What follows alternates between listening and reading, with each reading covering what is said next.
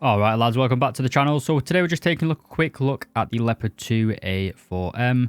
This thing hasn't really had its armor modeled properly yet, but this is basically the Canadian, I guess, answer to the Soviet-made RPG-7 that was pretty well...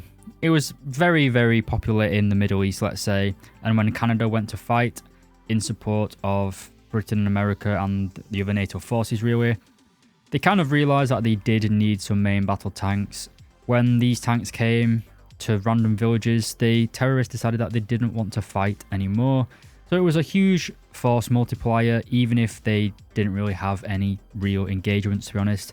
Just the fact that these tanks were around made naughty people not want to be naughty. So the Canadians basically shat the bed a little bit. They realised that they didn't really have any tanks. So they went begging to the Germans. The Germans gave them several Leopard 2A4s out of the German army's own stock, I guess. About 20 Leopard 2A4s were modernized or upgraded, shall we say. This tank is called the Leopard 2A4M. The M does not stand for modernization. It stands for mine protection, as this tank got a substantial increase to the floor of the vehicle, I guess. I'm going to say keel then, but it's not a ship. My naval thing is shining through there. So this was basically designed similar to an MRAP kind of. It's like an armored mine resistant tank. It also got the additional, I guess, applique armor scheme. It's basically non-explosive reactive armor packs on the side of the tank. It's not really going to give you massive amounts of protection against kinetic energy projectiles. These were basically to defend against the Soviet RPG and other handheld anti-tank rockets, I guess.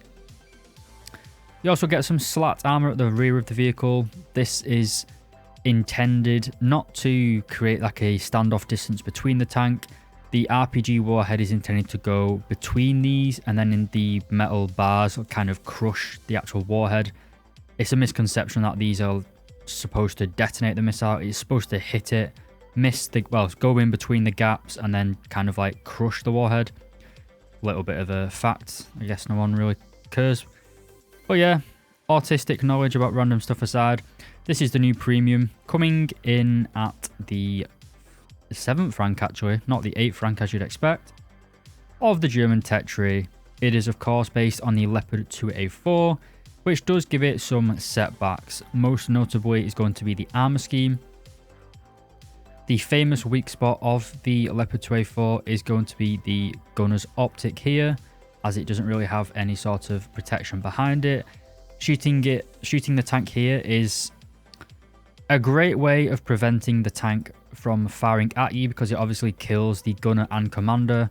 So on some tanks, if you kill the gunner, the commander has an override, but shooting the tank here is going to prevent that entirely. Obviously, being a Leopard, you can shoot it just underneath the gun, which is going to create a lot of sprawl. Okay, we killed the gun there, but didn't kill any passengers. Or as you can see, compared to like the Leopard 2A5s and onwards, which they move the gunner's optic more further up the vehicle, so the entire frontal turret is protected, similar to the American Abrams position of the gunner's sight. But on the Leopard 2A4, obviously, similar to the Leopard 2PL, it is just using the old 2A4 turret design, basically. Bloody hell, I'm pressing the wrong things. Give me customization. Here we go. So, I will say... Oops.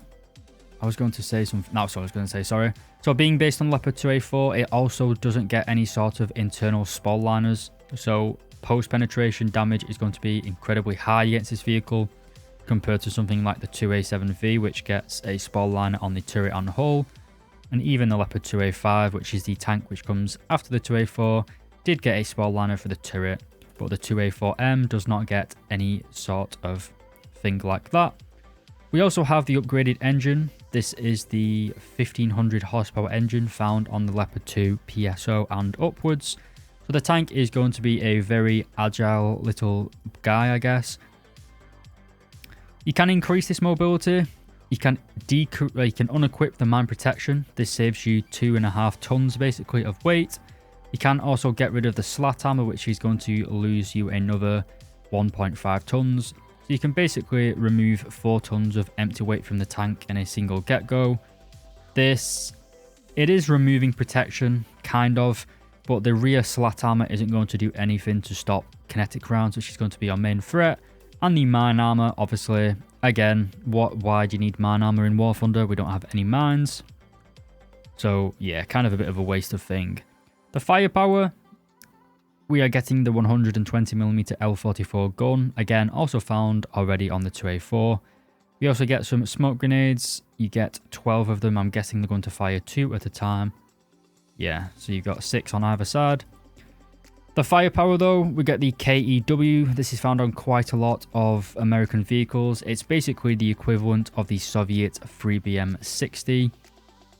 At least when it comes to flat pen of 580mm of armor. You also get DM33 as well as DM12A1.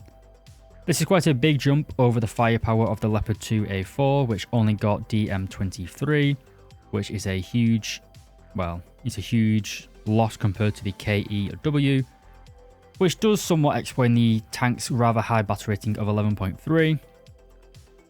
The rate of fire, as you'd expect, for the gunner is quite low really, only 6 seconds I believe with an ace crew, which is a little bit slow for NATO vehicles. It's still better than the T-80s and the T-72 style auto loaders, but compared to like a Challenger or an Abrams or even the Leclercs now, it is a little bit slow. Not that the Leopards are underperforming though, so the kind of slowish reload isn't really that much of an issue. We'll jump in now to a test drive and show you a little bit about the mobility.